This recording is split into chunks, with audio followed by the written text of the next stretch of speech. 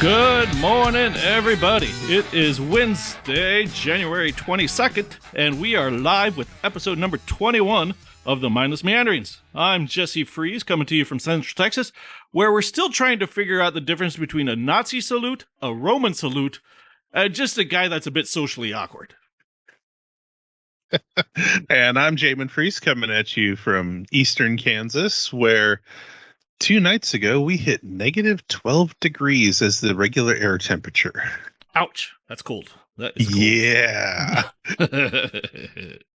Yeah, So- Kansas City broke its record. It was -6, and now the new record is -8. Is that like just for the day or just overall? No, it's just for the day. Oh, okay. Well, who cares? The record low of the day, yeah. Okay, whoop-de-doo. Yeah, I remember like a -11 one time when I was living in Kansas. Yeah, that was cold. Yeah.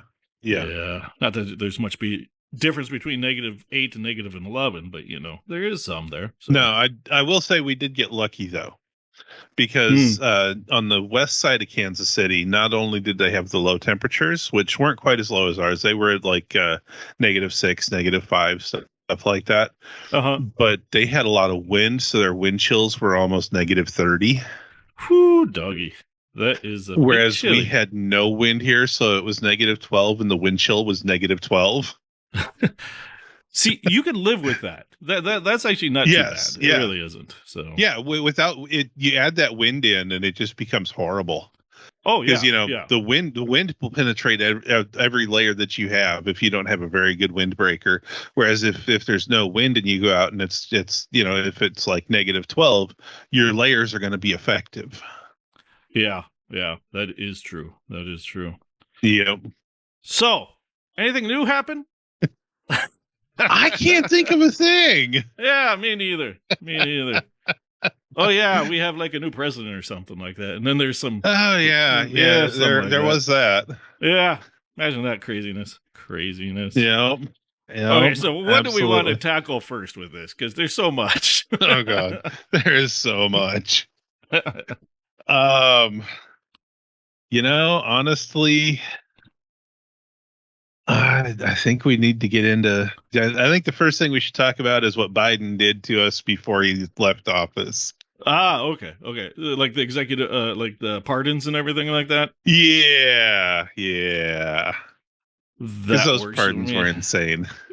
They were crazy. Okay, so his pardons. What? Do you have anything on it, or? No, just general comments about just the fact that almost every pardon that he gave was a pardon for something that had never been charged or anything like that yet. Well, okay. Let's separate first, because he did like pardon criminals and everything like that. Yeah, but we're talking about like the day. Yes. We're talking about his very last day as president, where he pardoned all of his family, and he pardoned everyone in the J6 committee and Dr. Fauci. I don't know if I really should. I don't like calling him doctor, because I don't consider him a doctor. But well, he is a doctor. I'll give him a doctor. He got his doctorate and stuff like that. Yes. Is he a medical doctor? I think he's. I don't know if he's a scientist or if he's an actual doctor. Well, you can be both, so it's one of those things. Yeah. Yeah. I don't know. Either way, he's more of a doctor than Jill Biden. Just saying. Yes, absolutely, yes. At least what he has to do with health. So yes, there is that. Yeah. But no, it was like my first take on Biden just preemptively pardoning J6 committee, and then Fauci, and then Mark Milley or whatever his name is. All that is my first thing, because when I saw it, I just wrote down my thoughts. It was like, for fuck's sakes, this stinks to high heaven. That was my. Oh yeah, absolutely, yeah. And then when it was released that he pardoned his siblings, my initial reaction was, "What the actual fuck?" I think that's about sums it up, because it's insane. It really is insane. It's kind of funny though. I heard some people commenting about it on the Gutfield show and with Fox News, right? And they were saying, I wonder when Biden's going to wake up and say, "Shit, I forgot to pardon myself." Yeah, I saw that one, but that always begs the question: can you pardon yourself? I don't think that's ever been settled, because I'm sure Nixon would have done it if it was really possible. Yeah. So I don't know. I don't know if it's ever been settled that you can just give a blanket pardon over many years without without any crime having been charged. Yeah, that's always the question, and I really looked into this actually. I looked up case law because I've seen things where it says if you accept a pardon, you're actually admitting guilt for the crime that was committed, because there has to be a crime to be pardoned from. And this was actually used by a couple of the death row inmates that Biden pardoned like last week or the week before. You know how he pardoned basically everyone except for like the Boston bombers. And some of them, 2 of them didn't take it because they said that that's an admission of guilt, and so it would hurt their chance of actually appealing and getting free and everything like that. So they did not accept the pardon. Yeah, there was one other aspect to that too, but that was a big part of it. Right. But yeah, I really looked into it, and when it comes to this, like Fauci, and we basically know what crimes. There's a lot of knowledge about what he may have done wrong. Yes. Milley, there's a lot of knowledge about what he may have done wrong. Yes. And who else was in that right off that list? But those were the 2 main ones. And then the J6 committee, they also know what they did. Because they burnt all the freaking documents. Yeah, it's they destroyed evidence. That's a criminal offense. It is a criminal offense. That's a felony. Well, it's federal documents is what they destroyed. Yeah. You can't destroy federal documents. It's against the law. Not only that, but not only is it against the law to destroy federal documents, but they also destroyed all of the evidence that could have exonerated the people that were being charged in criminal court. Yep. And so by destroying that evidence, you can just ignore the fact that it's criminal documents. They tampered with evidence, and to me, that's a bigger deal. Oh, it's a huge deal. It is a huge deal. And what's funny is that like Fauci and all these people, they go, oh, thank God, we could rest easy now because we can't be thrown in jail or something like that. Well, by accepting it, I looked into this. By accepting it, per the Supreme Court, you are admitting that you committed the crime. Yep. That is what to accept a pardon, that's what it is. There's case law on it. It's a Burdick versus United States, 1915. Yep. And there's this line from that where it's talking about the difference between legislative immunity and pardon and executive pardon.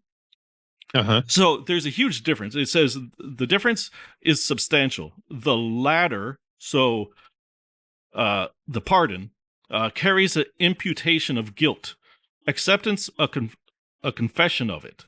So you're accepting the confession of the guilt that you have done.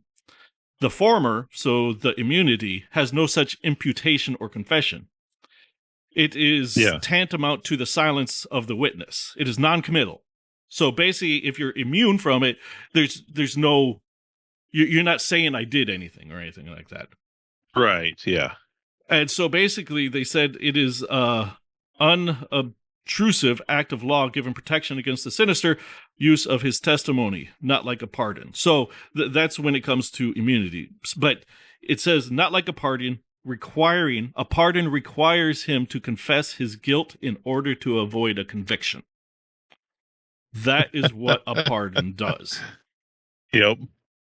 And then you have no other rights after that. You have accepted the pardon, you are guilty. But everything else is fine.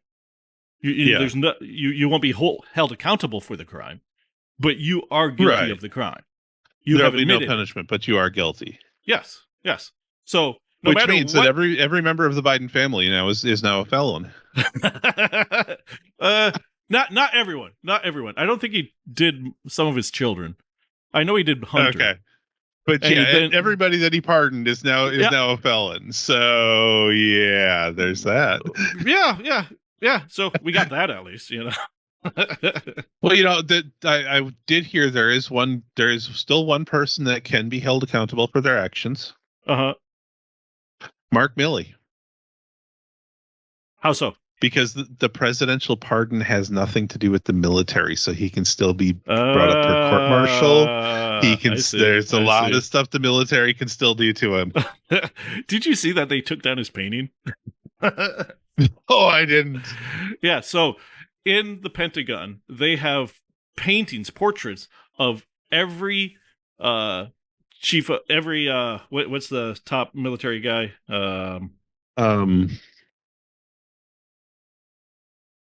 I can't remember what it is. I can't remember either. But you know how they appoint the president appoints one, and he's the head of all of the military and everything like that. Well, guess what? They took down that painting. Everybody else is still there. All the former ones are still there, but they actually took down his painting. Well, I mean, you know, it makes sense. It really does. It really does.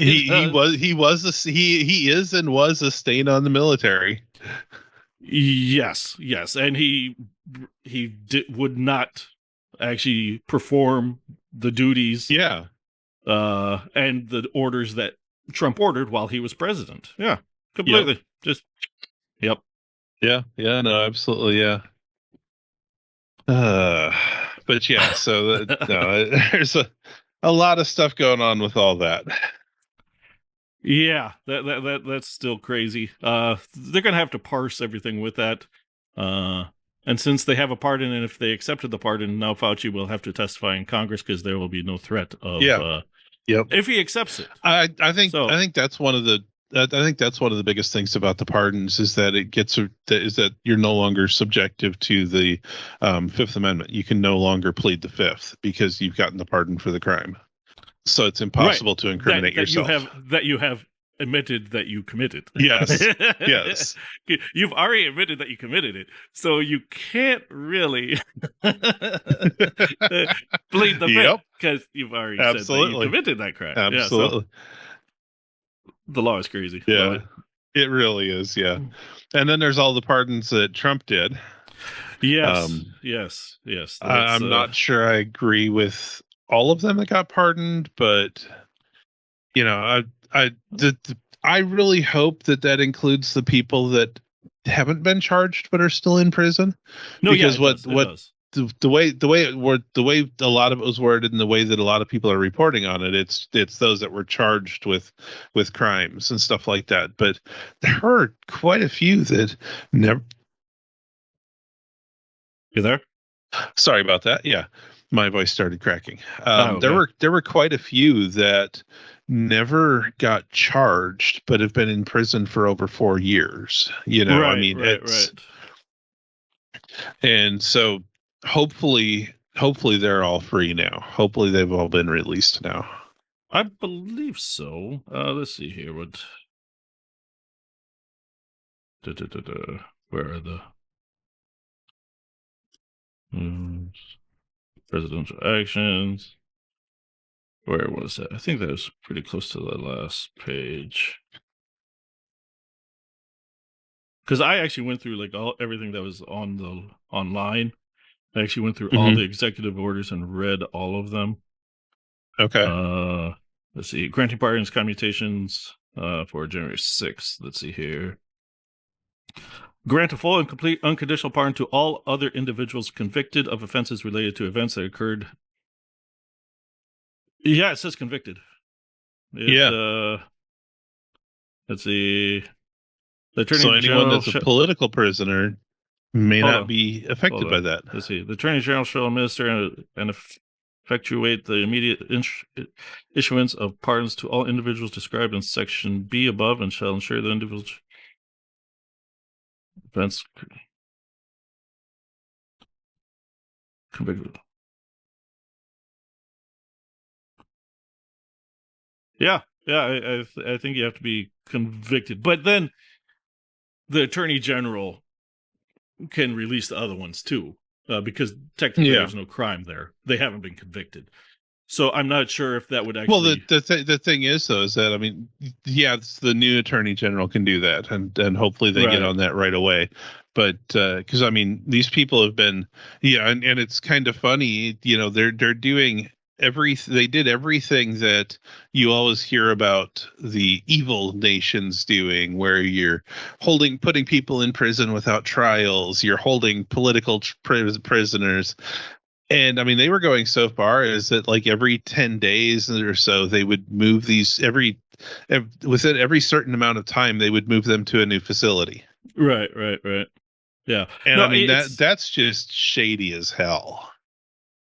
Oh, a lot of it was shady as hell. Yeah, completely. It's, mm-hmm. Yeah, no, it's, I listened, he had like a little press conference, like while he was signing, these executive orders. And in there, they asked him about the violent criminals, the ones that had committed actual violence there.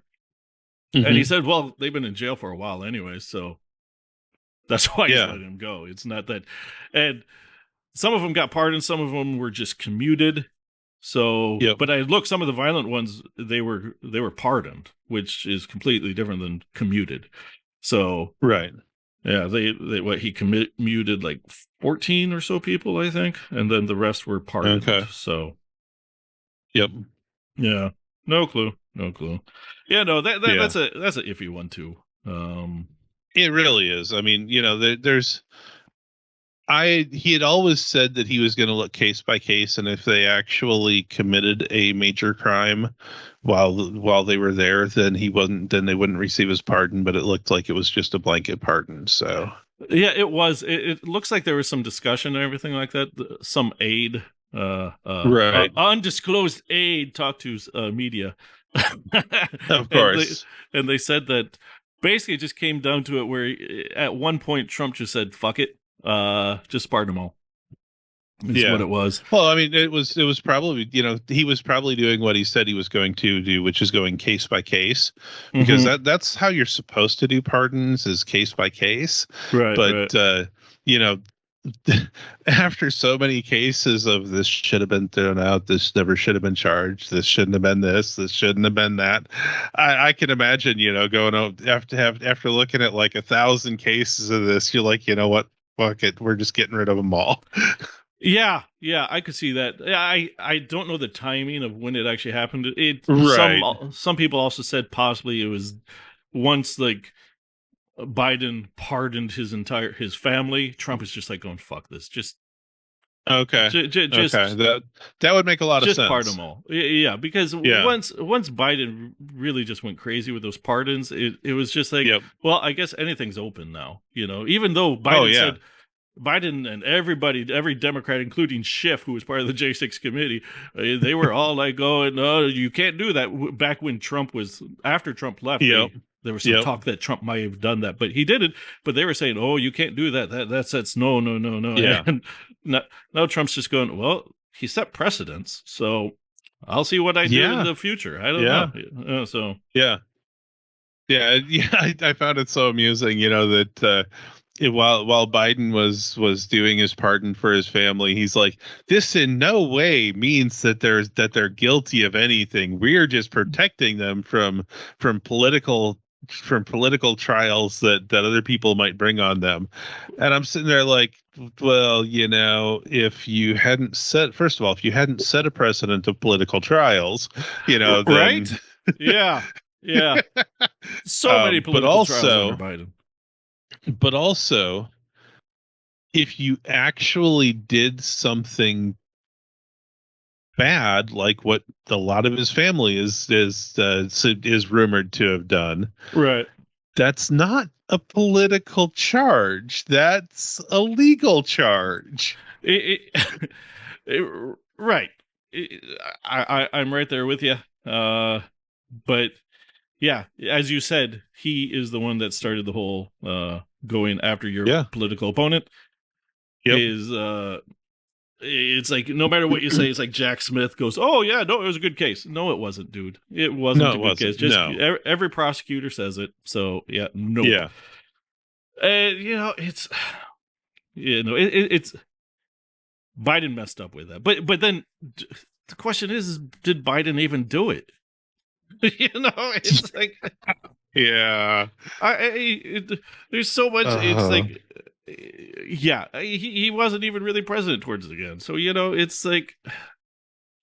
Well, did you hear the interview with the Speaker of the House? Oh yeah, yep. Where he was talking with Biden. Why did you do this? Why did you sign that executive order? And Biden's like, what are you talking about? I never signed anything like that. Yeah. My favorite response to that video was people going, dude, why didn't you tell us this before? Why did you wait till now? Yeah. No, absolutely. I mean, that's something that should have come out as soon as he said it. Yeah. But presidents, they're always covered for and everything like that. It's of course, shady situation there. It really is. Yeah. Let's see here. Do you want me to just go through all the different? I wrote like a quick little synopsis of all the different executive orders, and I can go through that. Well, I mean, there's certain ones that I would like to touch on, but what we can do is I can go through them, and then if it's one of those, we can delve further into it. Okay, that works. That work for you? Yep. Okay, so overall, the executive orders, from everything I saw, in essence, they're all like America first, basically, most of them. Yeah. Then there's also stop border incursions. That's a huge part of it as well. There's quite a few that deal with the border and everything like that, and with illegal immigration. Then there's the bits that make sure that the executive branch does what Trump actually wants them to do. There's a lot of that as well. Ones. Yes. And then there's the mitigation of issues where people in the government use their power to hurt their political rivals. Yeah. That's basically what they all boiled down to. The first one I have here is the one called Guaranteeing the State's Protection Against Evasion. This one just states that the executive has the duty to ensure health safety of the states, and so people coming to the border need to have their criminal and medical records so that they can be verified. Yeah. Makes sense. Yep. That's it's law anyways. So it's because when you it's amazing how many presidential orders are actually just there to enforce the actual law. Yeah, it's crazy because my brother-in-law, he is applying for the green card lottery. Okay. And he had to provide all his background, his medical and everything like that. It's just, well, along with his wife, because his wife is part of the lottery as well. So, you have to do this if you're doing it legally. So it only makes sense that you have to do it otherwise. Yep. Then there's the restoring names that honor great American greatness. This one is the funniest one to me. So it renames Mount McKinley back to Mount McKinley. So there's that. That's good, right? Okay. But then it also makes the Gulf of Mexico into the Gulf of America. Yeah. This one to me is just a troll. It just cracks me up. Yeah. Oh yeah. Absolutely. Yeah.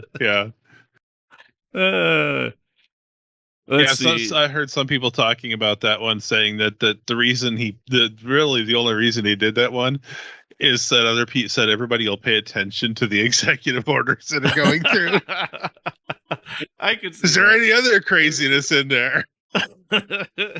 It's just funny to me. It's like, okay, whatever. Well, it was named after Mexico, so why not name it after us? Or everybody? Yeah, absolutely. Because apparently a lot of countries say we're all America over here. It's not just us. So it's just naming it for the continents. Yeah, absolutely makes sense. Except in his order, he did. It's just named after us. That's really all.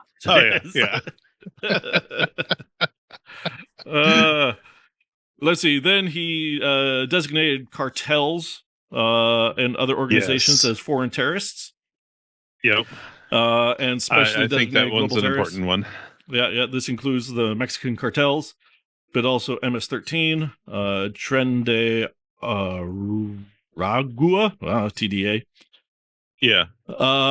And basically, he says that they threaten U.S. national security, and that's both inside and outside the United States that they threaten this. So. Oh, yeah. Yeah, no, absolutely. And what this means is that we can send our military after them. That's what it means. Yes. Yeah. But it also, another thing it does is any companies or anything like that here in the U.S. that are caught working with them will now be under major legal problems. And I've read stuff saying that's what's bad about this, and I'm like, no, if you're actually supporting the cartels, it's good that you go to jail. Oh yeah. Yep. That's what I figured too. Let's see here. Next one is reforming federal hiring process and restoring merit to government service. This is in the news really because it gets rid of DEI and affirmative action, and it's all merit based. But there's other things in there as well that I read. It's quite interesting. It actually streamlines the hiring process. Oh, really? And yeah, it does. And not only that, it makes it so that a person applying for a job isn't waiting more than 80 days for a decision. More than 80 days? More than 80 days. Holy crap. So if you're waiting that long for a job without any other source of income, you're screwed. Well, right. But yeah, so it's shortening it, because before I'm not sure if there was a time. Oh yeah, yeah. Right. No, there wasn't. And I'm sure that there were some places out there where, I know that a lot of employers and stuff, they'll hold on to resumes and stuff like that for like a few years. Right. But to not even tell someone that they're getting the job or not for that long a time, it's insane. Yeah. Part of this also is that people will know what part of the process they are in. Okay. So apparently that's good. You wouldn't know before. Yeah. Yeah. So you do have that where it's merit based and everything like that. Yeah. But then it also does streamline it. It makes the process easier and everything like that. So there's that. So I think that makes a lot of sense. Yeah. Yeah. And that is one of the things that you really need a business executive to come in and do stuff like that, because politicians would never have thought of that. Nope. Government works slowly and they're happy with it. So yeah. So businessmen are not happy with slow. Let's see, what else here? Then we have ending radical and wasteful government DEI programs and preferencing. So that just gets rid of the DEI stuff, the DEIA stuff, and also environmental justice programs. It gets rid of environmental justice as well. So, okay. If you know what environmental justice is, do you? Not really. Okay, so environmental justice, it's the idea that the environment is worse generally for people that are poor, and in many cases this because a lot of blacks are poor, or Latinos and everything like that, a lot of it is affected by that because of the places that they can afford to buy. A lot of times when you buy a house, if you're barely any making money, you may have to move to that factory that is pumping out crap out of its tailpipe. Also, a lot of times when a city will get like a grant for like trees or something like that, they always plant them in the rich neighborhoods of the town, not the poor neighborhoods of the town. So basically, environmental justice is just trying to even that out so that the trees get planted everywhere. That sort of thing. Yeah. That's more, trying to make the environmental choices even across the board is what it is. Yeah. So. Yeah. Yep. That's what it is. Okay. Okay. Yep. Then we have the defending women from gender ideology, extremism, and restoring biological truth to the federal government. Yes. I strongly agree with that one. Yeah. So basically now everything is now based on sex at birth, and that is either male or female. Gender, this is a quote from it. Gender identity reflects a fully internal and subjective sense of self, disconnected from biological reality, and sex and existing on an infinite continuum that does not provide a meaningful basis for identification and cannot be recognized as a replacement for sex. So it's basically saying a gender identity is just, it means nothing. Yes. If it can be an infinite continuum, it really doesn't mean anything, is what the executive order is saying. Oh yeah. So, yeah. Mm-hmm. If gender is as fluid as they say it is, where you can switch to a new gender every 5 days if you want to, that's not something that the government can track or control or anything else like that. Yeah. So the government has to go with biology. Yeah. From what I understand, makes absolute sense. Yeah. From what I understand, gender, the term itself, actually came around in like the 1960s. It doesn't actually mean sex. That's why they can. Right. But in our heads, like in most people's heads, it means the same thing, and so that's where we get confused. But then it actually doesn't necessarily mean like your sex, So it gets confusing. It really does. But so absolutely. Now, but once the next Democrat comes around, they'll change this back. So we know how that goes. It'll just be back and forth and back and forth. Let's see here. Then there's the one establishing the DOGE department. So Department of Government Efficiency. Yep, which Ramaswamy is no longer part of. Yeah, because he was too friendly to the H-1Bs. Is that what it was? That's what I hear. Yeah. I heard that there was disagreement between Musk and him. Oh, and okay. I know he's decided to run for the governor of Ohio now. Okay. And so that was his official reasoning for dropping out, was because he wanted to run for governor of Ohio, and he couldn't do that as part of DOGE. Okay, well, to quote the kids, that's Ohio. Yep. See, I'm with it. Let's see here. After that, there's the America First Policy Directive to the Secretary of State. That's exactly what it says. Everything is in the headline there. It's so the Secretary of State in all matters foreign policy-wise, it has to be America first. 100% America first. That's it. Yep. Let's see here. Then we have protecting the United States from foreign terrorists and other national security and public safety threats. This is along the same lines of stating that they're the cartels and whatnot, MS-13, are terrorists, but this ensures in-depth background checks are done, and if a certain country cannot do it, and we don't trust that they have good background checks, we will just bar all aliens from that country from coming in. Nice. So, yeah, makes sense. So, so if we don't trust you as a government, you just can't come in. We can't, because we can't prove who you are or anything like that. You can't prove that you're safe for the United States. Yep. Then we have the Unleashing Alaska's Extraordinary Resource Potential. This is just opening up Alaska's oil reserves again. Yep. Yeah. It also reviews the native land that the Fed took into trust under Biden. I don't know why the Fed did that. Just leave it to the natives is what I say, but And then yeah, that's weird. Right? And then it ensures that hunting and fishing will not be affected, and that that hunting and fishing will align with state law. Okay. Let's see. Then we have protecting the American people from invasion. This sets up a new task force, Federal Homeland Security Task Force. And it is their objective to end the presence of criminal cartels, foreign gangs, transnational criminal organizations throughout the United States, dismantle cross-border human smuggling and trafficking networks, and the scourge of human smuggling and trafficking, with a particular focus on such offenses, including children, and ensure that all of the use of all available law enforcement tools is faithfully executed. Faithfully execute the immigration laws of the United States. So, it sets up detention facilities for to remove aliens.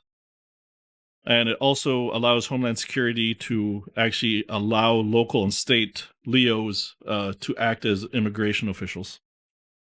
Yep. And it also encourages aliens to leave willingly. So if you want to leave, we'll just let you leave. Just go. So there's a bit of, yep.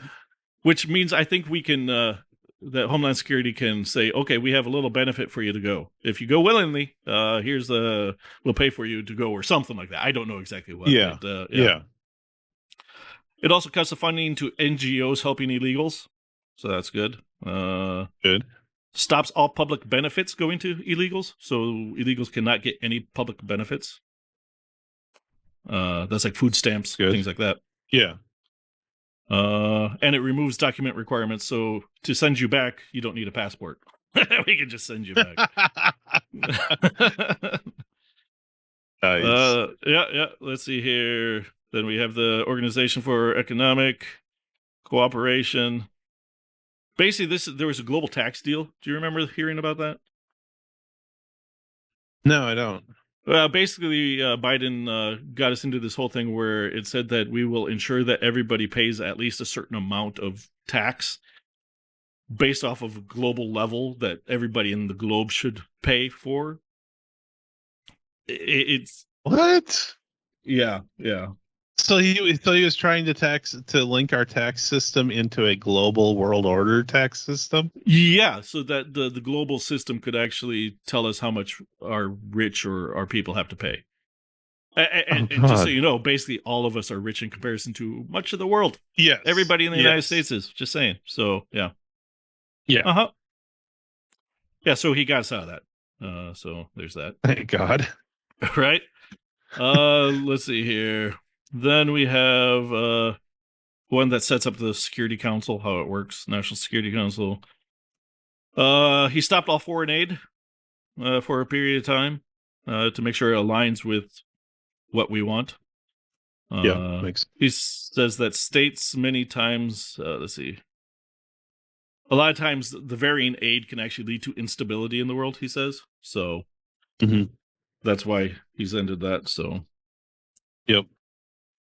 Let's see. Well, yeah, because I mean, there have been times where we're giving aid to both sides of a argument, both sides of a war, sometimes even. Yeah, exactly. Declaring national emergency for energy. Yeah, so that allows us just to do whatever we want. Gets rid of a lot of regulations, things like that. Restoring accountability for career senior executives. So this one is what a lot of people are actually pissed off about, especially in the federal government. This one right here states that senior executive officials who engage in unauthorized disclosure of executive branch deliberations, violate the constitutional rights of Americans, refuse to implement party policy priorities, or perform their duties inefficiently or negligently should be held accountable. So basically, if you're not doing what the president wants you to do, you can be canned, is basically what it's saying. And this is what a lot of government people are pissed off about. Yeah, but at the same time, I mean, the one thing I know is that, so you have three branches of government. Right. The executive branch is an executive branch. It's essentially run just like a business is. It should be. Yep. And if in the business world, if an employee is not doing what the owner wants him to do, he's not going to have a job. And for 4 years, Trump is the owner. Yeah, that's a good way to think about it. Also, constitutionally, only the president is giving these powers, and then he can delegate, but only he has these powers. So if somebody under him is not doing what he wants him to do, then they need to go. Plain and simple. It's just simple, basic math. It's not math, but you know what I mean. It's just logic. Yeah, it is. That's all it is. That is all it is. So, Yep. Let's see here. Then promoting beautiful civic architecture. You know Trump. Big, beautiful buildings. Oh, yeah. Yep, absolutely. That's all he wants. He wants people to be proud of the government buildings. That's at least how I read it. Makes sense. Yeah. He brought back the death penalty. So there's that.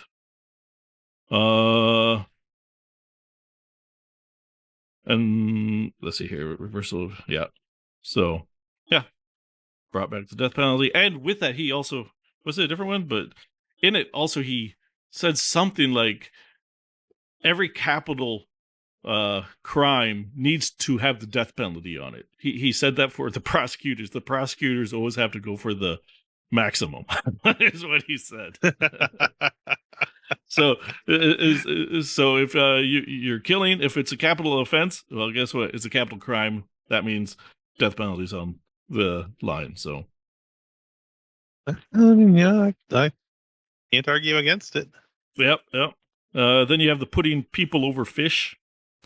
So there's that one. Basically, that was you know how the Californians redirected water, or not Californians, but yes, Newsom, yes, for they had to redirect water because there was an endangered fish species. Yeah, the somewhere smelt. along the line. Yeah, the smelt. Yeah, the smelt. Yeah, he's saying he's stopping that. So, well, as much as he can, so he's trying to get that all done. Let's see. Then there's essentially he's saying we don't want to make a portion of our population starve and have to leave their houses because of an animal. Yeah, that's basically what he's saying. That is basically what he's saying. Let's see. Then there's the securing our borders. Once again, more border stuff. Yep. So basically, he wants to make the entire border federally operationally controlled. So, yeah, this is it's about damn time as far as I'm concerned. Yeah. So he wants to build a wall and then make it so that you detain, arrest, prosecute everybody. Mm-hmm. This is also the one that got rid of the Border Patrol One app. Yep. Where they were signing up for interviews for refugee and everything like that. And then you saw the stories of people crying because, well, they showed up on the day he became president thinking he would actually be there still. I don't know. you know, I feel for them because they thought but then again, but I understand. I understand their plight. They're trying to get in and they thought that they had a route in, and then, well, that route turned to dust is basically what happened. Yeah. So, yeah, basically, yeah. Yeah. Then we have the protecting the meaning and value of American citizenship. This one is also another contested one. This is the one where is this the ending the birthright citizenship by birth? Yeah. This is trying to get rid of the birthright citizenship. This one, I've actually looked into that one a little bit. What you got on that? And at first I was like, no, you can't do that. The 14th Amendment says that you're a citizen at birth. Right. But then I actually read the 14th Amendment. Right. And in a way, it kind of doesn't say that. Yep. It says that as long as you're here and are, I can't remember the exact term for it, but subject to the jurisdiction. Subject to the jurisdiction thereof. Yep. So what Trump is arguing is that if you are not here with our permission, you are not subject to the jurisdiction thereof. Therefore, we can deny the birthright citizenship. Actually, it goes further than that. Yeah, just so you know, I read it. This is from it. So it's this is who would not become a citizen right off the bat. So straight from the executive order, United States citizenship does not automatically extend to the persons born in the United States. 1, when the person's mother was unlawfully present in the United States and the father was not a U.S. citizen or lawful permanent resident at the time of the said person's birth. Then it's the second one that really changes things. It also says that, or when that person's mother's presence in the United States at the time of said person's birth was lawfully but temporary here in the United States. This is things such as, but not limited to, visiting the United States under the auspices of a visa waiver program, or visiting on a student, work, or tourist visa. Okay. So, or the father was not a U.S. citizen or lawful permanent resident of the said person's birth. Right. But yeah, so if you just you can't do the tourist baby sort of thing, is what this is saying. And, which used to be a big thing to do. Oh, huge. My wife is friends with somebody that did that for, I think, her oldest kid. Flew into Florida to have the kid, and then flew back to Nigeria. Yeah, it's like, okay, but does he know that he has to, in order to get his passport, he'll have to pay back taxes? Does he know this? he'll have, once he turns 18, he'll have to file all taxes back if he wants a passport. Oh wow, yeah. Or even never thought of that. Or even entry into the United States, because it is by law that American citizens have to file their taxes, their U.S. taxes. Yep. Even if you don't pay, you have to file. Yeah, it makes sense. Yeah, I'm technically breaking the law with that. I haven't filed taxes in so long. Right, but if you're under a certain level, you don't have to pay taxes. Right. Yeah. No. None of my income is taxable, so there's absolutely no point in me to even file it. No. Right. But if you're overseas, you should just file, because otherwise they will say, "Well, we don't have this on file." So yeah. Mm-hmm. Yep. So I found that interesting, because especially since my wife's cousin, she's Kenyan, and then her husband is French, and when I think pretty much all of their kids were born, maybe just the first two, but I per this, hopefully it's not retroactive, but per this, they would not be citizens because they were born while they were only here on a work visa. Since then they have gotten green cards. So if that was the case, the kids would have green cards now, but that would be it. Yes. Yep. So that's a weird situation. I doubt if it's retroactive, but maybe it's just whenever you file. From my understanding of it, it goes into effect as of 30 days from the signing. So anyone that's born 30 days from the signing of the executive order will be adherent to the order. Or is it when you apply for federal papers? I don't know. Yeah, I have no idea. I don't know. Yeah, so it's an iffy thing. I don't know. It's, I really don't know how I feel about that one. I'm kind of going, this seems a bit much, but what can you do? It seems a bit much, but at the same time, from what I understand, the main reason that he even thought about putting this into play was because there are so many people that come here illegally and think that as soon as their child is born here, because their child is a U.S. citizen, that gives them the right to stay here no matter what. Right. No, yeah, but it doesn't actually. No, it doesn't. The U.S. citizen, once they turn 18, I believe, maybe 21, then they can apply to have their parents get a green card. Yes. But only once they're a functioning adult can they do this. They can't do this as a child. And just because you have a U.S. citizenship, your parents could be kicked out. And if you want to stay with your parents, well, you may have to go with them. There. Otherwise, you become a ward of the state. It's just because your parents abandoned you. Well, yeah, that was one thing that I found really funny when they were talking to the person who's become the head of ICE and stuff like that. They were like, "Well, this is going to tear families apart," and he's like, "No, it won't. The kids will just have to go home with them." Yep. I mean, it doesn't have to tear the family apart. I know, but it's so sad. Yeah.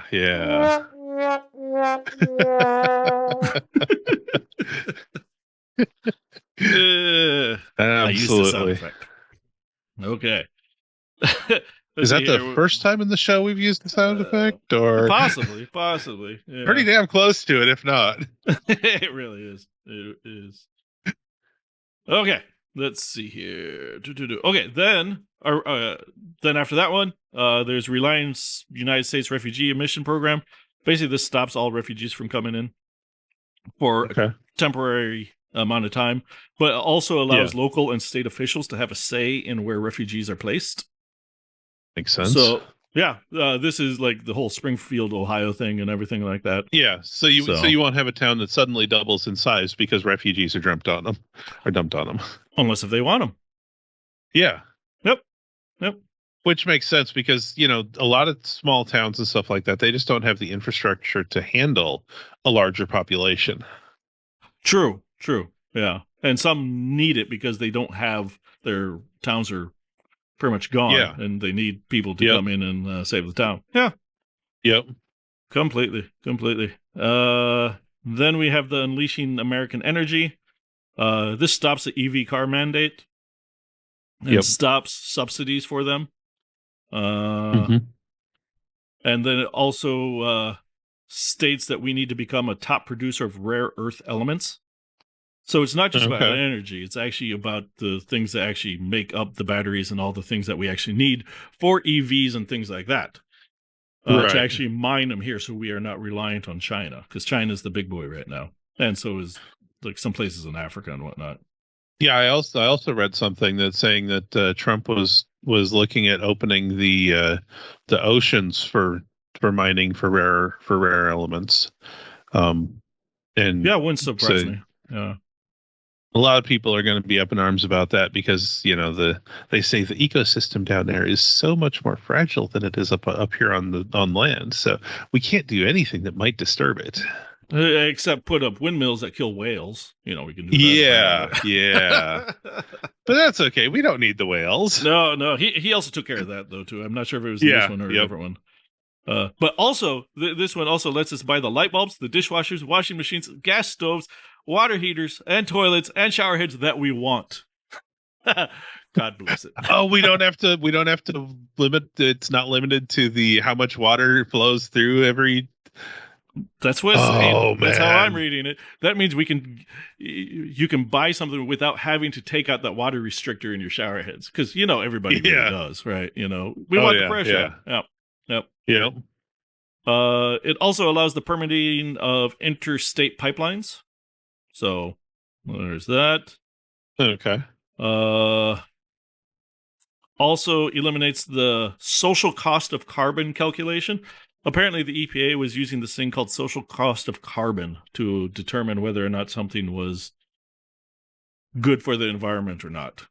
So it goes into define what the social cost of carbon is, but it seems kind of weird and stupid. So yeah, there's that. Yeah. And it is very stupid. Yeah. And then it stops all funding of the Inflation Reduction Act that is basically the Green New Deal. Anything that's that was like the Green New Deal, it just stops all that. Mm-hmm. Then we have the clarifying the military's role in protecting the territorial integrity of the United States. Which allows them to be on the border, correct? Yep. This allows and orders Northcom to actually set up a mission to seal our borders. So okay. And let's see, it says maintain the sovereignty, territorial integrity, and security of the United States by repelling forms of invasion, including unlawful mass migration, narcotics, trafficking, human smuggling, and trafficking and other criminal activities. Yeah. Let's see here. Should we take a break from this and tackle other things? Because it seems to be getting long. Yeah, sure. We've been on this for about an hour now, so we can take a break on it for a little bit. Yeah. Let's see here. Funny thing. GM, General Motors. Yeah. So they signed a deal with the FTC for selling people's data without their knowledge. Right. And what they've done is actually they have a total ban on sharing data for 5 years. So they cannot share data with anybody for 5 years. Nice. Yeah. Nice. And GM also pledged to obtain affirmative consent by the owners to collect or use data for the next 2 decades. So this goes into for 2 decades, basically. 5 years, they just can't do it at all. After that, they can ask for permission to collect data and everything like that. So, see, personally, I think that everyone should have to ask permission to collect that data and sell it. Yes. I personally, I think so too. I've always found the idea that businesses, especially when it's like, it's not, its core business is not my data. It's not like Google. Yes. Right. Yeah. Its core business is selling me a product. Yes. Stop there. Do not sell my data. If you need my data for whatever service you're offering me, fine. But don't sell my data. That's my data. You don't need another stream of income. If you're not making enough off of these vehicles that you're charging exorbitant rates on, yes, you have a bad business model. Yes, there's an essential flaw in your business model. Absolutely. Yes. I am not your business model. Yeah. Yeah. So there's that. But on the Speaking good news of business models. Oh, one last thing. Sorry, that was a good segue. But just on the good news side for GM, they beat out Ford for best truck, number one truck selling in the U.S. this year. That's awesome. That is awesome. Yeah. Now, GM. Speaking of business models. There. Do you hear about the new beer company that's out? No. Ultra Right. What? And it's the first anti-woke beer company. They are going hard and heavy on their advertising and stuff like that to the conservative people. Interesting. But is the beer good? To me, that's what it is. I don't know. I have seen so many reviews of this company just on this article that was written about them. The reason the article was written is because they're using MAGA babes. They're creating a MAGA babes calendar. Okay. But every single review I read tells me that they have a massive issue when it comes to their product and how much they make, because there's people that are waiting like 3 months after placing an order for the beer that haven't gotten their beer yet.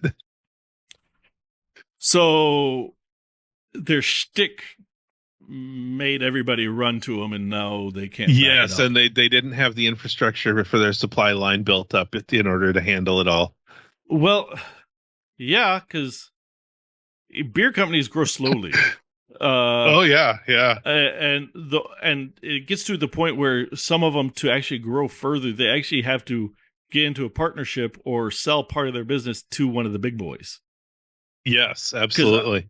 Because this was probably just a couple of people doing a small microbrewery, and suddenly word got out about them, and they're putting Trump's face up on cans and stuff like that. They've got one can that has him doing the fight thing, right. And they just blew up. Wow. But I mean, that's the business model they chose, was to go that ultra right, the hard right wing stance, rather than going with the wokeness and everything that a lot of the companies did. And the response to it has been insane. Oh yeah. People like the non-woke stuff. People on the right and some on the center, they really love the whole idea of getting rid of woke. So yeah, absolutely, it's a good shtick, but apparently it was too big for them. Yeah. So they definitely did not have the inventory supply in order to handle what came. They probably thought and I can just imagine them sitting there thinking, we'll maybe double our sales with this. Yep. And then their sales were increased by like 1,000 times. Yeah, and then they just can't handle it. Yep. Yeah, so even if you have a good idea, you got to be prepared for the consequences of it, because they can be massive. Just the fact that people have had to wait for over 3 months for their beer to show up could put this company out of business. Oh, completely. completely. Yeah. Yeah. If you can't back up your orders or anything like that, yeah. Sorry, dude. Yep. Yep.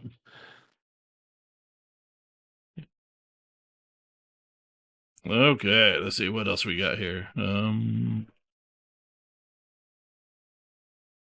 let's jump into science. You seem to have found a lot of stuff about science, studies and stuff like that. Oh, okay. Let's see here. Oh, there's a fact checking one. I like that one. Basically, It was like trying to see if fact checking actually works or not. It's like, oh, we fact check Trump. They don't fact check anybody else, but they fact check Trump and everything like that. Right. And what it comes down to is that fact checking does not help when it comes to polarized topics, because people will just believe what they believe. Of course not. It doesn't help at all.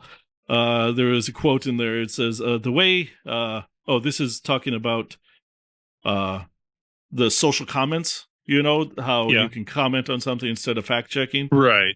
It says, the way it's been implemented at X actually doesn't work very well.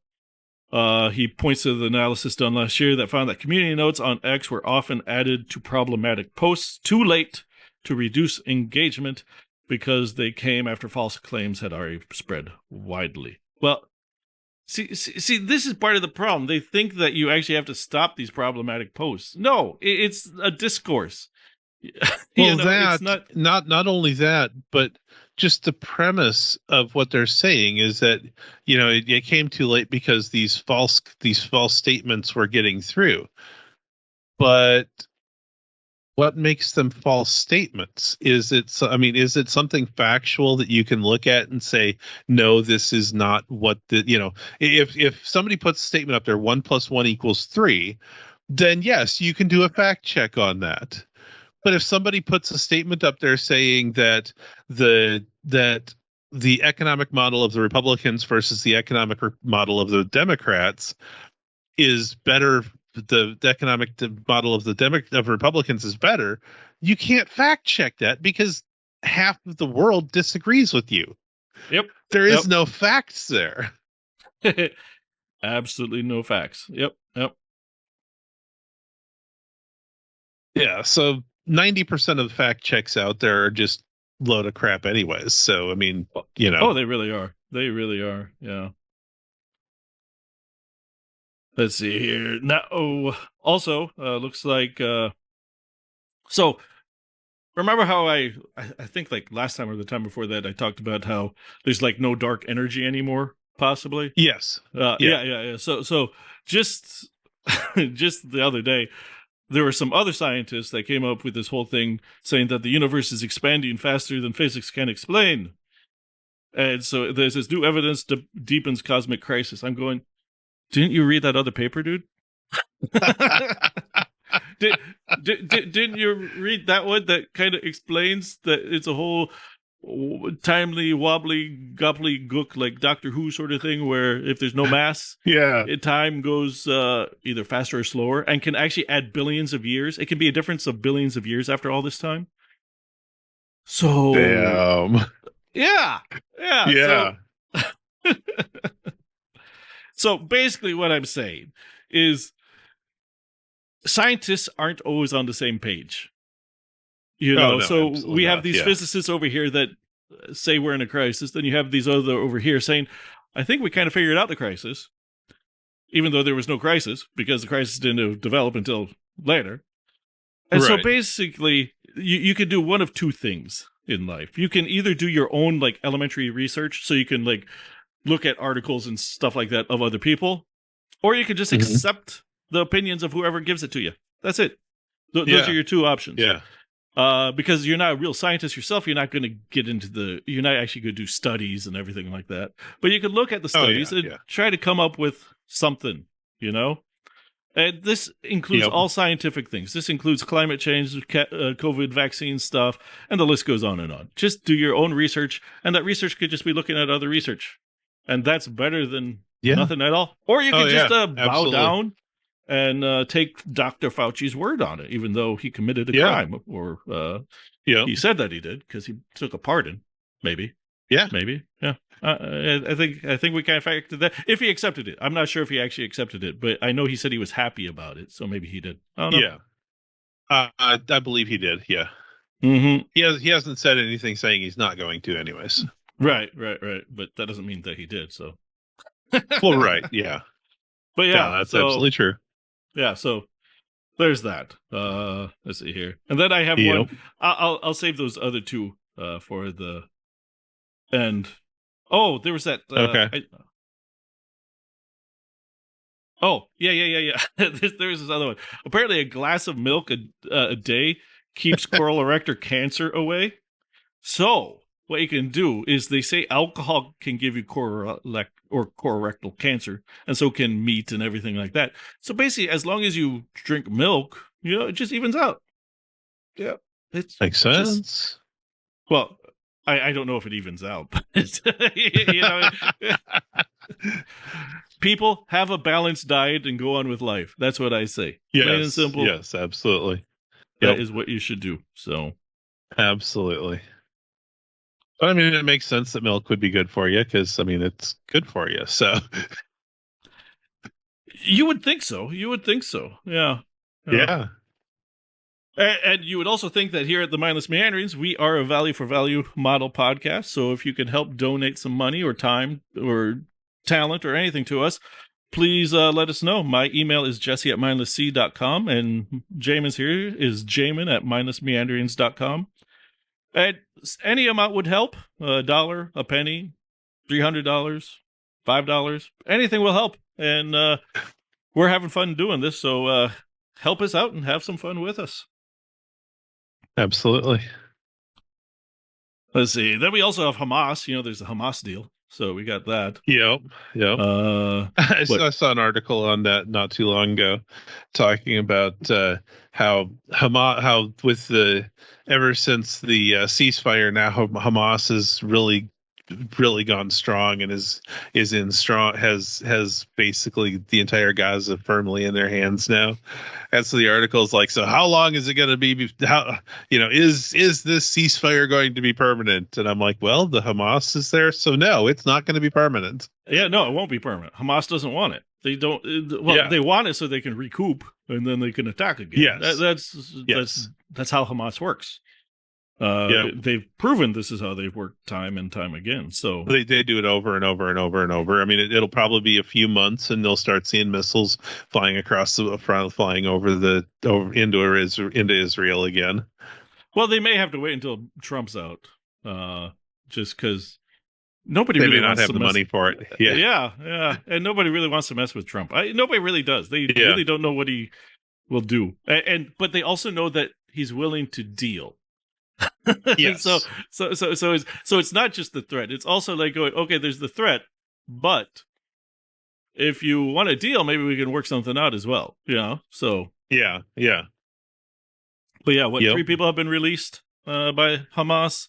Yes. They were given a Israel care released package. 90?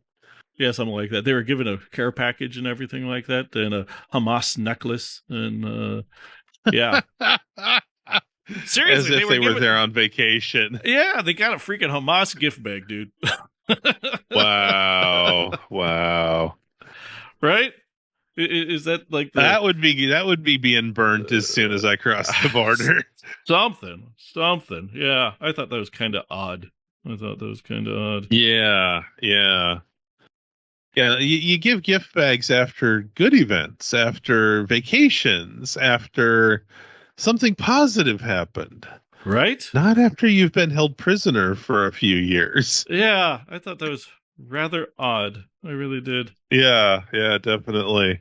And apparently Denmark is opening up back channel talks with Trump. They don't want to actually talk out in the public because Trump, of course, not. One. But I've seen TikToks of people in Greenland going. They ask him, "Who do you want to be part of, Denmark or U.S.?" And they always say U.S. Oh yeah. I saw this one guy. He goes, "I want a McDonald's. Give me a McDonald's."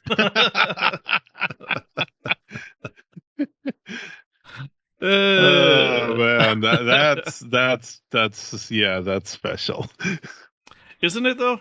Isn't it? Yeah.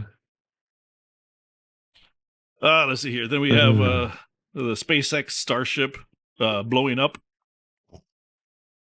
Yeah, I hadn't heard about that before I read that. So yeah. It was the big one, the new one.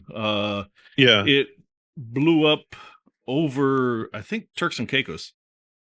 The imagery of it is stunningly beautiful, dude. It's just the stream of debris coming down, but it is actually quite striking and beautiful to see. But yeah, they had to divert planes and everything like that because it was just falling out of the sky. Well, yeah, I mean, it makes sense. Yeah, they caught the booster, the first stage booster, but then the rest just blew up. And Musk sent out like a tweet or something like that. It was like, or whatever they call it. I still call it a tweet. But he sent one out. We don't always win, but it's always entertaining. So it's. Well, yeah, and I think that's one of the things that I really like about SpaceX is that, they don't try to hide their failures that often. Yep. They're very often very blatant about any failure that they have. And I really respect that of them. No, so do I. Yeah, one thing about Musk, especially with the whole Nazi salute, whatever, or Roman salute. I've seen some people saying instead, or to me, he's got what used to be classified as Asperger's. He's socially awkward, so he's going to do socially awkward things. Oh yeah, I've never, none of his rhetoric is that bad in my book, especially when you consider like come on, Hitler told you he hated Jews. He literally said, "I hate Jews. I want them all to die." Yes. Mein Kampf said this. He said this. Yep. It's just there are Nazis that still say that here today, but that's not Trump and that's not Musk. So he made an awkward thing. It's that's how I view it. I don't know. I saw this meme saying that the far left goes, he did a Nazi salute, and they were all sad and angry. The center's going, well, you need to know the context. It's all about the context. And then you had the far right going, he did a Nazi salute, yay! So the far right and the far left both agree that he did a Nazi salute. It's just one side is not happy about it, and then the other side is happy about it. It is hilarious. It's life is entertaining to say the least. It really is. Yes. You never know what it's going to bring. But nobody has ever brought up that he's just socially awkward. I actually did see that in one article that was talking about it. They did actually talk about the fact that he has that he's partially autistic and stuff like that. And the social awkwardness could just, I mean, what they think he was trying to do, because during the speech at the time, he was talking about giving his heart and stuff like that to you, and they're like, all he was doing was doing a motion that would be like grabbing the heart and throwing it out to the crowd. Yeah, it was a very stilted motion too. It wasn't. Oh yeah. It wasn't like just a smooth Nazi salute, It really wasn't. It was just this weird. It was kind of like, he starts the motion. He's like, okay, this might not be what I want it to be, but I'm starting it. I'm doing it anyways. Yeah. So it's, I don't know. Yeah. I as with everything, people are going to say he's a Nazi or not a Nazi, just depending on what they want to believe. And, fine, dandy.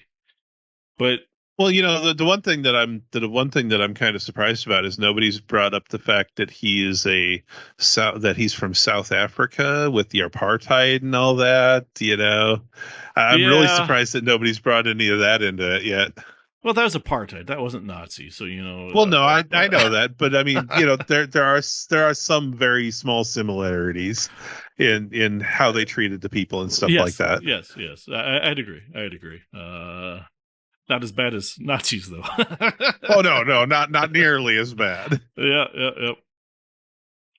Let's see here. What else do we got? Was I going somewhere with that? I don't know. I don't know either. Oh, there was a funny thing. I saw you have a thing, a nuclear startup, deep fission plans yes. to buy. Yeah. Yep. So what is that? And then I have a funny thing to say about nuclear. Okay, so essentially what that is this. You remember a few episodes ago I was talking about how the federal government and stuff like that, they were trying to get people to produce small nuclear fusion reactors so that you could like send it to Mars and stuff like that to power stuff and everything else like that. Yep. Well, there's a company now that has developed one. It's one of the only ones that's been officially developed and accepted by the federal government now. And what they're planning on doing is for like the data centers and stuff like that. They're going to bury a reactor about a mile below ground to power those centers. Huh. That's really interesting. Yeah. That's pretty cool. Yeah. So, I mean, if you extrapolate even further, you could be like, okay, so there's this small community out in the middle of nowhere that has to pay so much for electricity simply because of how far it is away from anything. Right. You bury one of these small nuclear fission plants underneath, in about a mile down somewhere near the city, near that little town, and it's got cheap power. Because the price for this power is only like 7 cents per kilowatt hour. Oh, that's not bad. That's not bad at all. Yeah, that's like half of what a regular nuclear power plant would charge. Yeah. No, makes sense to me. So I mean, you get places out in the middle of nowhere where they have to run those electric lines for miles upon miles just to get to you. Yeah. Yep. Energy out there is so much more expensive. So if they could bury these things nearby, they suddenly have a very good power source that's cheap and wouldn't be reliant on the transmission lines. So that's beautiful. Yeah. No. Yeah. Makes perfect sense. Love it. That is pretty cool. Yep. Yeah. I like nuclear technology. It's pretty cool. Oh, absolutely. Yes. Let's see here. Oh, looks like we're gonna need our, well, they say so. We're going to need our real ID to fly, so that's the whole thing where there's like a star on your license, driver's license. Yeah. They keep talking about this, but, I don't know. This has been going on for like 15 years. They say we're going to need it, and then they delay it again. And this time, and every time they say, we'll delay it one more time, and then that's it. Well, yeah. Apparently May 7th is the last time, supposedly. We'll see. I don't believe it. Yeah. Yeah. I mean, it's. I don't really understand the need for the real ID because I mean it's only operatable here in the U.S. It's not like it acts as your passport or anything like that. You still have to get a passport. Right. I mean, well, it's solely for to make sure that the person is who they say, and all the information is shared with the feds on those real IDs. Right. Which is what, and so it's facial recognition. So all those pictures are sent to the Fed. So all our pictures, the Fed has. And so nowadays, you don't fly, but when you go to the airport, you don't need to show anything. You just really, you don't have to show anything. It just facial rec, and it knows what flight you're on, and you just go through security. That's basically all it is. Yeah. Yeah, so I have heard people commenting about that, saying that it was a horrible thing, that you should refuse to stand in front of that camera that does the facial rec. And I'm like, why? Yeah. No, it's. I mean, it's like one of those things where it has no downside. Right, and I understand the idea of wanting to do that, but also, dude, you're old. Get over it and move on with life. Yes, absolutely. It's like, I know it's messed up, I know we're not comfortable with it. I'm not even comfortable with it fully, Yeah. But there just comes a time where you just have to live with life as it is, Yep. Before World War I don't think you even needed a passport to travel around the world. So probably not. Yeah. But I think after World War that is when everything came about and everything like that, where you needed a passport. Okay. Before that, if you're rich, you could go anywhere you wanted. Now, if you're from a certain country, you need a visa to get wherever you want. It's like, is that really fair? So. I found it so hilarious. I ran into one article that was talking. This was a long time ago that I ran into this, talking about Real ID and how people didn't know that they had Real ID or not. Right. And I'm like, how can you not know if you have Real ID when, in order to get Real ID, you have to bring your birth certificate when you're getting your driver's license?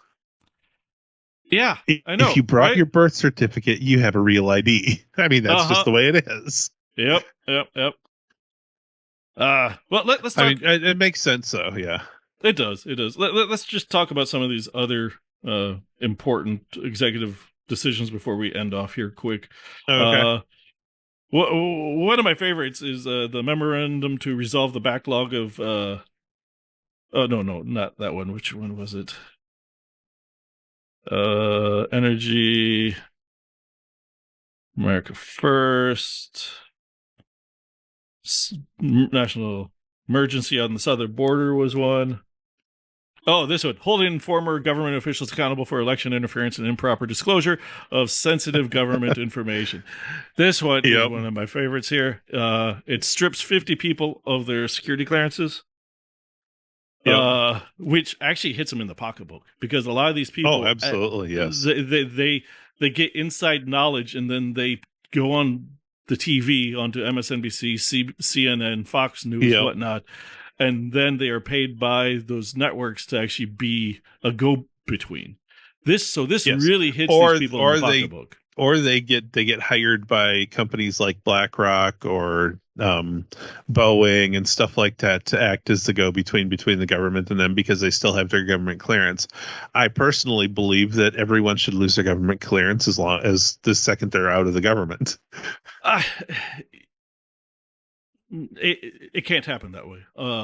Just for the simple reason of, if you're part of like the military complex, if you work with the government but aren't government, you need a security clearance. It's like our cousin, he works for like Northrop or something like that, and he works on military stuff. He used to be in the military. I didn't know that he was working for a company like Northrop. Yeah. I think it might be Northrop. I can't remember exactly what it is, but he's working. I can go into details later with you on that. But he's working for a company where he needs that security clearance, and he has like one of the best security clearances on the planet. Like, well, yeah, I mean, so yeah, it's considering what he did when he was in the military. Right, yes, right, yeah, absolutely. Exactly. So yeah, but it's because of that he can have this job. So you do need it for if you're not necessarily working for the government, but if you're not working with the government, I could see it as well. Maybe if you're not working for or with the government, get rid of it. But what I think, how I think it should come down to it is, when you leave your position in the government that requires your security clearance, if you're moving to another company that requires security clearance, you should your security clearance should at least be reduced to what that company's requirements are. You don't need somebody that has that. You don't need like a Navy SEAL that goes to work for somebody some company as a defense contractor. They don't need the same security clearance. No, I understand that, but it also, it's like, it's basically just like top secret or whatever. But basically, within that, there's also different things you can know about. You don't have clearance for everything. Yeah, no, absolutely. Just because you have top secret clearance or anything like that. So it goes with that. But I love this. Go ahead. No, go. Okay. What I personally would do is, if I were in a position to determine any of this information, any of this stuff, which of course I'm not, is I would require them to fill out an application for the security clearance. And then use that application, and instead of actually doing a security clearance, just transfer the security clearance over to that. That way you no longer have access to the information that you used to have access to.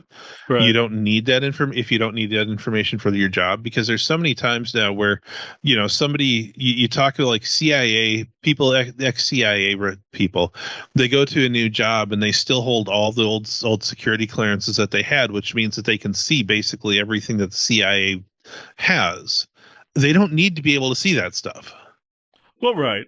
They can lapse. They can actually get old. Oh yeah, they don't matter or anything like that. But yeah, to me, when it comes to this, I just love that all this is basically just in retaliation for lying about the Hunter Biden laptop thing. Oh, absolutely, yes. Yeah, it's like, well, because all these people except for Bolton, they all said and signed a thing saying that, oh yeah, no, this is Russian disinformation and everything like that. And so this is basically just saying, guys, you lied, plain and simple. And some of the big boys. This is like James Clapper. He's on TV quite a lot. Leon Panetta. John Brennan. These are some pretty hefty guys. Oh yeah. These are people that, because of what they did, have gone quite far in the public world. Yes. And then you have John Bolton, who basically he wrote a book that really dissed Trump, and where Trump says that he spilled information he wasn't supposed to, and that is why security clearance was rejected on him. So yeah, it's yeah, you shouldn't. That whole Hunter Biden laptop thing, that was such a lie and everything like that. But let's see here. Beyond that, real quick, anything else? Oh, we got out of the WHO, so there's that. Yeah, but that's only a money thing. Did you know that? Yes, it's only because that makes sense. We have to pay like $500. We pay 1/5 of we pay 1/5 of everything that. I mean, we fund about a fifth of everything that they do, from what I read. Oh, okay. Hold on. Your sound just got really messed up. Yeah, things got.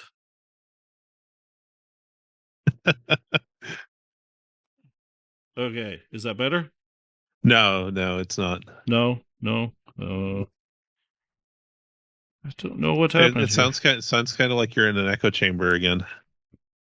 Huh, that is weird.